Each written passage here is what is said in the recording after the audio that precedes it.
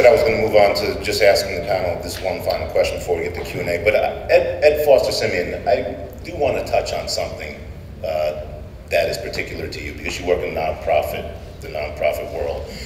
And converting your for-profit experience into the nonprofit world, and then changing the organization that you completely reshaped the organization that you're in when you came there.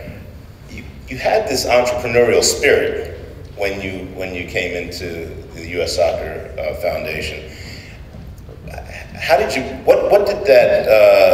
that spirit translate in the nonprofit world? What did it do to help you to reshape that organization? Well, to be honest, growing up and in my youth, I used to think of nonprofit work as kind of being not business. You know, it was, good-hearted work that you do, good cause work, and, it wasn't really business. And when I became CEO of the U.S. Soccer Foundation, it became very clear that this is a business. We have clients, we don't have customers. We have people that we're trying to serve. And one of the things in the nonprofit world that, for anyone who's interested in that field, over the past decade or so, this whole idea of social entrepreneurship and really looking at nonprofit work in a way that takes some of the best of business practices and brings them into the nonprofit arena. Where our bottom line is financial. Yes, we have to, break even and cover our costs, but we have a double bottom line, which is, what is the impact that we're delivering in the communities that we're seeking to serve?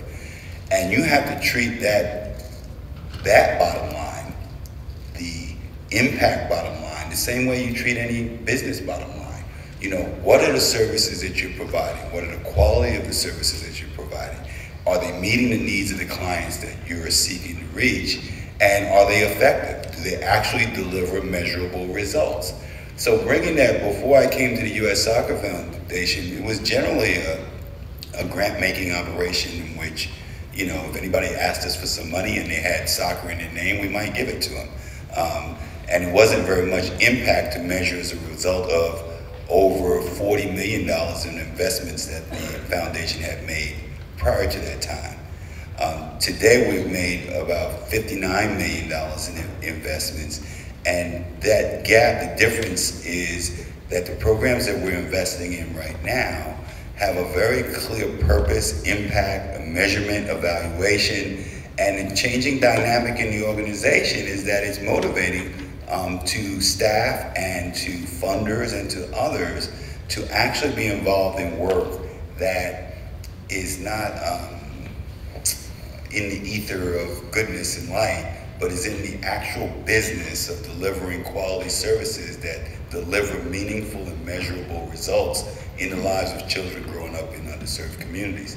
So that transition organizationally was difficult, because if you come from a working environment where you're not expected to meet deliverables and to deliver impact and to deliver measurable results, and people begin to ask you that takes some adjustment. But it's very exciting because it changes the whole dynamic of the organization. The organization is alive now. The organization is really working toward an outcome and outcomes in communities, as opposed to just existing and hoping for the best. Right, and two things on that. You really are changing lives, because you're opening up a world to people who otherwise wouldn't have those opportunities. But when we were talking about risks, you took a pretty strong calculated risk in changing, because there was a pattern of behavior within the organization, and people were very willing to continue with that pattern of behavior, to just grant make, to just give money away. And you came in and flipped it on its head and said, well, we're going to give money away, but we're going to do it efficiently, and we're going to do it with impact. And we're going to make this organization one that it hasn't been in the past.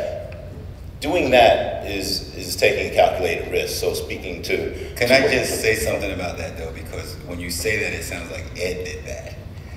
Well, you understand. And the reason, and I think this is important, because without the support of a board of directors, without the support of a network of people who are behind you, no matter how big of an idea you have, right, it's infinitely more difficult to execute if you don't build the support of people around you and get buy-in to that vision that you have. It's essential, you know. So it's not. It's all nice to be, oh, Ed, you did a great job, but the fact of the matter is that without the buy-in of the board of directors, without the buy-in of staff, I couldn't order the staff. I could order the staff to do these things, but my experience is that doesn't really work very well. You have to get people to buy into the idea of what you're trying to accomplish, and that's how you get people moving in the right direction. And that circles back to the relationships that we were talking about before.